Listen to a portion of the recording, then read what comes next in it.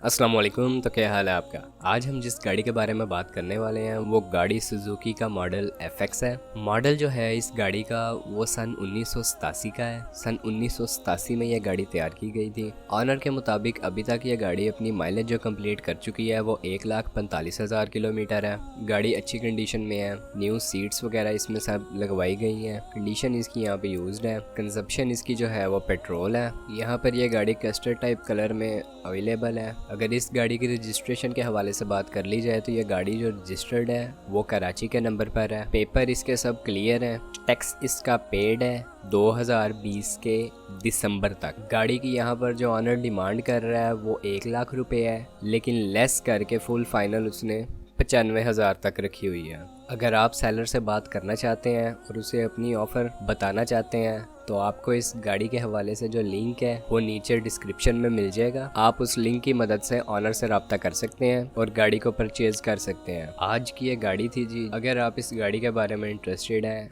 या इसे आप ख़रीदना चाहते हैं तो डिस्क्रिप्शन में जो लिंक है उसकी मदद से आप इसे ख़रीद सकते हैं। आज की वीडियो में इतना ही। अगर वीडियो पसंद आई हो तो आप चैनल को सब्सक्राइब कर सकते हैं। उससे फ़ायदा ये होगा कि जब भी मैं कोई न्यू वीडियो लेकर आऊँगा उसको नोटिफिकेशन आपको मिल जाएगा और आप उस वीडियो को देख के उससे फ़ायदा उठा सकेंगे। आपसे मुलाकात होती है इंशाल्लाह नेक्स्ट वीडियो में। तब तक के लिए खुदा हाफिज़।